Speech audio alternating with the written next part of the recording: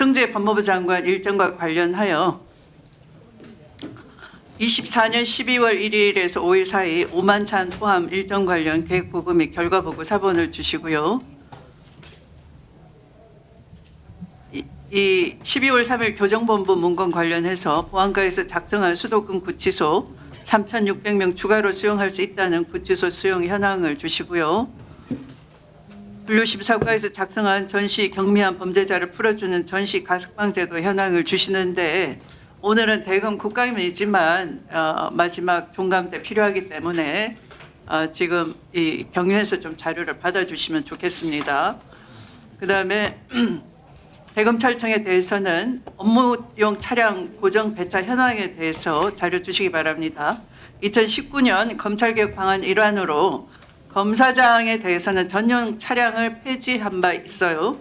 그런데 업무용 차량을 고정 배차하는 편법을 운용하고 있음이 드러났습니다. 이에 대해서 25년 10월 현재 대검, 고검, 지검 등에서 업무용 차량을 고정 배차하여 운행한 현황, 사용자, 차량 일지, 운전원, 당초 업무 등, 운전원의 당초 업무 등을 제출해 주시기 바랍니다. 네, 나경원 의원님. 문재인 정부 때의 그 서울중앙지검장들의 특수활동비 집행 내역 제출해 주십시오. 제출하세요.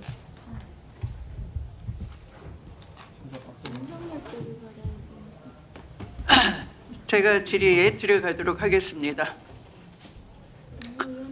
이 PPT를 한번 봐주시고요. 박성재 전 법무부 장관이 12월 3일 내란 당일 밤에 검찰국에는 합동수사본부에 검사 파견을 검토했고요. 출입국 본부에는 출국 금지 인력을 대기시켰고요.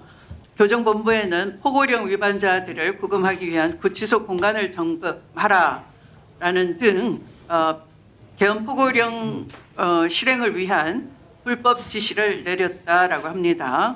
그리고 증인께 묻습니다. 이 박성재 장관의 지시에 의해서 대검 과학부 수사부 산하에 허정, 호승진, 박근영 검사 등이 이 방첩사가 이렇게 말한 바가 있어요. 방첩사는 미리 가 있으면 나중에 검찰과 국정원이 갈 거다 하면서 선관위에 보냈어요. 그러니까 그와 관련해서 허정, 호승진, 박근영 검사 등이 합동수사본부와 선관위에 출동 명령을 받았다는 의혹에 대해서 이를 확인하거나 내부 감찰을 한 바 있습니까? 예, 그 위원님 각종 있으면 있다 아니면 아니다. 예, 점검한 적 있습니다. 한 적 있습니까? 예. 했다면 어떤 결론이 나왔습니까? 전혀 그 밖으로 나간 적은 없고 네. 박건영 과장이 친문이 있는 사람한테 도대체 뭔 일인가 싶어서 전화를 했다 뭐 이 정도면 전화밖에 없고 움직인 사실이 없다. 예, 그렇게 보고 네, 있습니다. 그럼 위증이 될 수 있습니다. 움직인 사실이 없다. 예. 네. 12월 3일 내란 당일 밤에 박성재 전 법무부 장관은 교정본부장 등 법무부 간부들에게 연달아 전화로 지시를 내렸어요. 그런데 그렇게 분주하게 움직였을 뿐만 아니라 당일 점심을 교정본부장 등 교정본부 간부 10여 명과 함께 했음이 드러났습니다.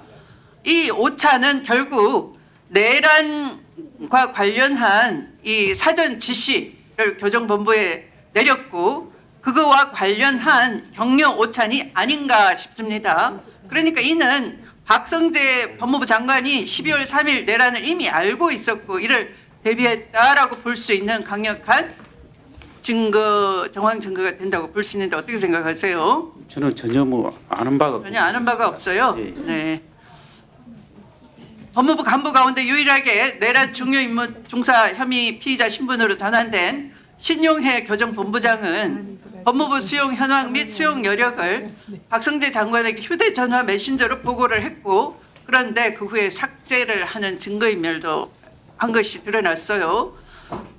구체적으로는 교정본부 보안과 작성으로 수도권 구치소에 3,600명을 추가로 수용할 수 있다는 문건, 또 하나는 교정본부 분류심사과 작성으로 전시 경미한 범죄자를 풀어주는 전시 가석방 제도 문건, 그러니까 전시 가석방 제도를 활용해서 수용 공간을 더 확보하려고 했던 것이죠.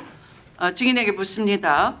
한밤중에 박성재 긴급 지시가 없었다면 전시가 않은 상황에서 가석방 담당 팀에서 구치소 수용 관련 문건을 만든 이유도 없는 것인데 이런 정황들은 결국 박성재는 23시 포고령 선포 전에 내용을 미리 알고 있었다. 그리고 위법한 지시를 내렸다라고 봐야 되는 거 아닙니까? 동의하십니까? 뭐 특검에서 판단해야 될 문제 같습니다. 네. 그런데 박성재 장관은 그때 내란인 줄 몰랐습니다. 통상적인 업무를 했을 뿐입니다. 이게 통상적인 업무입니까? 내란을 몰랐다고요? 불법 지시라는 걸 몰랐다고요? 이런 변명을 법률 전문가 법무부 장관, 일국의 법무부 장관이 한다면 검찰 선배로서 그런다면 여러분 동의할 수 있습니까?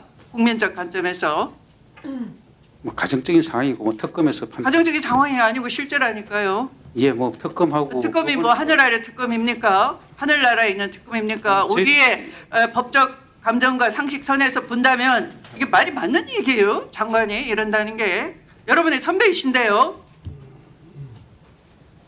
그러면 검찰 자체가 법무부 장관이 이끄는 지시대로 내란 가담 조직이 돼버리는 거예요. 그런데 무슨 우리 검찰은 제2방어선입니다. 국민이 무슨 적입니까? 적으로부터 제2방어선으로서 철통같이 지켜야 됩니다. 이렇게 자부하실 수 있습니까? 범죄로부터 지킨다고 했습니다. 내란이 가장 큰 범죄입니다. 그 안에서 범죄가 일어났잖아요.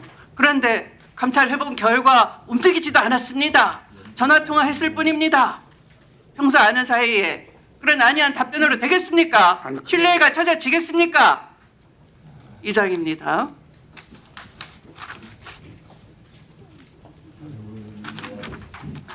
이상으로 보충 질의를 다 마쳤습니다. 그러면 감사를 중지하였다가 오후 8시 25분에 재개하도록 하겠습니다. 감사 중지.